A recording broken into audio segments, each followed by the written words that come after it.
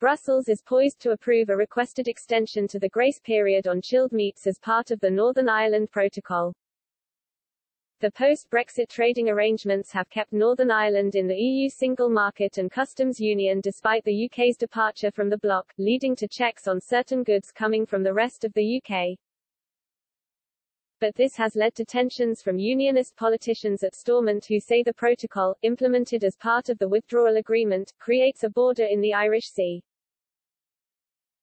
Restrictions are due to come into force on the export of meat products which includes sausages and beef from June 30, but the 3-month extension would last until September 30. Under an offer from Brussels, this publication understands, the EU would ask for reassurances from the UK it would ensure the single market is protected in Northern Ireland. As well as this, Brussels is also expected to ask the UK to thoroughly cooperate on developing a long-term solution to the issue of food consignments leaving Britain for Northern Ireland. Brussels sources told The Express there was positive mood music coming from the Commission during talks following the UK government's letter requesting the extension last week.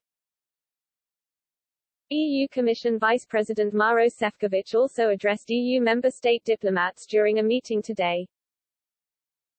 Downing Street said that finer details were still being discussed between the UK and the European Union as part of talks about the Northern Ireland Protocol. Asked whether Boris Johnson was optimistic about an extension, the Prime Minister's official spokesman said, "We're discussing this with our EU counterparts currently.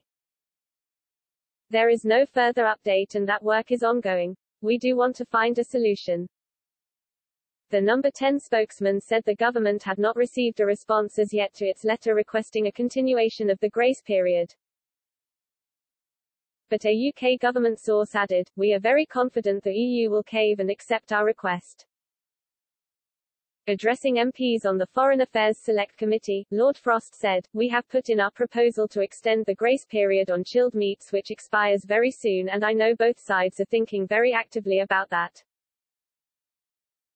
I wouldn't want to leave the impression that nothing is happening. Quite a lot is happening. In one or two areas there is engagement, in other areas it's more difficult." Stormont politicians from DUP and Sinn Féin today clashed over the future of the protocol as the prospect of power sharing at the Northern Assembly hangs in the balance. Outgoing DUP leader Edwin Poots expressed fears of serious loyalist paramilitary violence in Northern Ireland this summer if Irish sea trade barriers are not removed. Mr. Poots, who was ousted in an internal party revolt last week, also said he would have been prepared to collapse the power-sharing institutions at Stormont next month if changes were not secured to the contentious Northern Ireland Protocol. However, the Lagan Valley MLA, who was forced to quit after just 3 weeks in the job, conceded that if there was a snap assembly election, a consequence of collapsing Stormont, Sinn Féin would currently be likely to displace the DUP as the largest party. But Sinn Féin President Mary Lou MacDonald has said any suggestion of abolishing the Northern Ireland Protocol is not grounded in reality. Giving a keynote address to party members in a Belfast hotel, Mrs. MacDonald said the DUP's stance on the post-Brexit trading arrangements was not in step with broad public opinion including many within wider unionism.